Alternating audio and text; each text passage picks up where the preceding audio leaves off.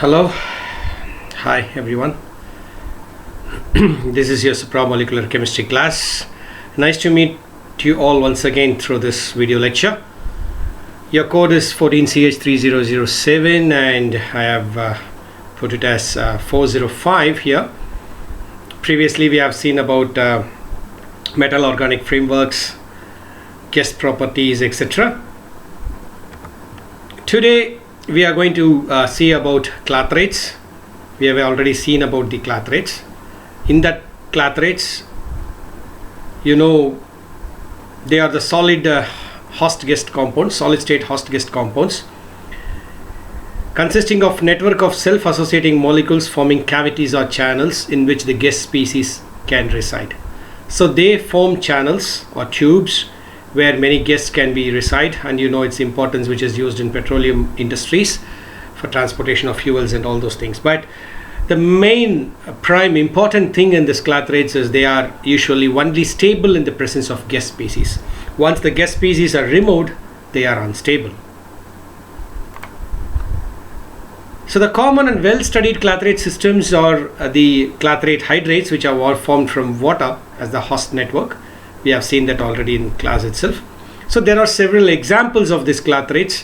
Urea and thiourea clathrates. Basically they are constructed from urea and thiourea molecule. Trimesic acid clathrate, it is the 1,3,5 benzene tricarboxylic acid. They form a clathrate that is called as trimesic acid clathrates. And in this lecture we are going to see about hydroquinone and Dianin's compound. How a hydroquinone forms a clathrate and a Dianin compound, which is chiral, forms a clathrate. So that's what this lecture, hydroquinone and Dianin's compound as clathrates. So a series of several phenol derivatives, for example catechol, quinol, resorcinol, etc., form clathrate structures incorporating hexagonal hydrogen bonded rings between phenolic hydroxyl groups. There are several like that based on the phenolic hydroxyl groups. So the hexagonal arrangement of these hydroxyl group forces an aryl substituent to adopt an alternating up-down pattern around the hydrogen bonded ring. So these phenol that a hydroxyl group are involved in hydrogen bonding such that one benzene ring may be above the plane, the other one may be below the plane. So you have an alternating structures. I'll show you in the next slide. This results in a cavity that is lined with aryl groups, and it is further stabilized by edge to face stacking interactions.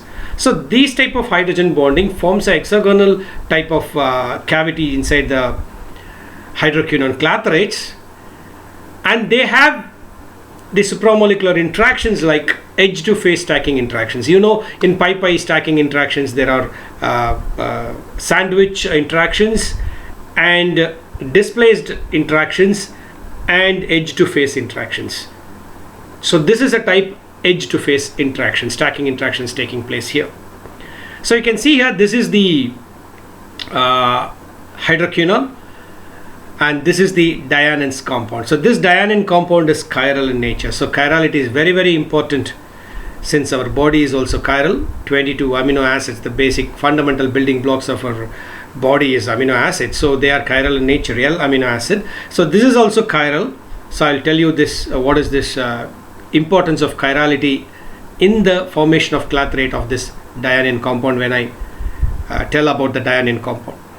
So this is about the hydroquinone, and you can see here this is what I told, one is above the plane, the other one is below the plane. They form a type of alternate arrangement, a hexagonal arrangement with the phenolic hydroxy groups form the hydrogen bonding aggregator hexagonal. Inside this, guest molecules are encapsulated. So this is a xenon molecule which is encapsulated inside a hydroquinone clathrates. So this exists as multiple forms. The general formula for these type of clathrates is 3C6H4OH twice dot XG, where G is the guest species and X is the site occupancy factor of the guest. So this is the general formula here, 3 times C6H4OH twice Xg, where G is the guest species and X is the site occupancy factor of this guest. You know, the site occupancy factor, effectively what proportion of the cavities are filled. So it is highly difficult to completely define what is the space inside these type of clathrates and whether all the sites are occupied by guests. Hence, it need not be unity. The situation in which every cage is occupied will be 1:1, but it need not be, because the clathrate structure can be stable with some cavities remaining empty. For example, clathrate hydrates, many of the cavities are empty also. So it need not be always unity. So for example, this xenon as a guest, the cavity occupancy factor is 0.86, what we have seen before a couple of slides ago. So this is just under 87% of the cavities containing a guest species. So the remaining 13% may be free. So what we conclude from this, the size and shape of the cavity are highly susceptible to change. So whenever they form a clathrate, whenever they encapsulate a guest molecule, it depends upon the size and shape of the cavity what they are formed, depending on the guest that is present. So here the guest plays a major role. So depending upon the size and the shape of the guest, the clathrate is formed. For example, small spherical guests such as xenon form a highly symmetrical type of clathrates. You can easily find its symmetry, and they are classified as type 1 structures. But in the case of methanol and sulfur dioxide, they are slightly larger and they are non-spherical guests. So the cavity becomes elongated and the symmetry is lowered. So they are classified as type 2 structures. When you go to a still another type of molecules like acetonitrile forms type 3 clathrates with 3 individual well-defined crust orientations. We are even having reports of Buckminster fullerene, that is the C60, has also been observed as a guest in hydroquinone clathrates. So depending upon the guest molecules, the size and shape of the cavity is changed. So we get type 1 structure, type 2 structure and type 3 structures. And that's all about hydroquinone structures. Now we shall go into Dianin's compound. So it is a chiral molecule, non-superimposable mirror images. That is what the chirality, okay, this hand, they are non-superimposable mirror images. You can see this is the Dianin's compound and here is the chiral center. This is chiral, okay, this is the chiral center. So this molecule is able to form host network very similar to those of the hydroquinone which you have seen before. So the solid state structure forms cavities in which one enantiomer points in the opposite direction around the hydrogen bonded hydroxyl rings. One will be in the opposite directions when you compare to the other. The interesting and beautiful thing about this Dianin's compound is the S enantiomer of this compound does not form a clathrate structure individually. Only the R form a clathrates. So that's what the beauty of chirality. Though structurally they are similar, the chirality plays an important role. Only the S enantiomer can form. The result S enantiomer of this compound does not form a clathrate, but the R enantiomer forms the clathrate. So the clathrates of Dianin's compound show the most versatile inclusion of chemistry of any of the phenol derived structures. This is also, there is a hydroxyphenyl molecules. So this is also a class of phenol derived structures. So a large number of different organic and inorganic guests are able to reside within this type of Dianin's compound, including argon, glycerol and small carbohydrates. Here mostly the host guest ratio is 6:1. Most of the cases it is 6:1. That is one guest per 6 host molecules. 6 Dianin compound joined together form a clathrate with one guest inside. Some large solvent molecules such as acetone and ethanol form 3:1 structure, 2 guests per cage, while methanol is observed to form 2:1 complex 6. Piperidine heterocyclic C5H11 is the only one molecule known to form a 1:1 complex inside a Dianin clathrate.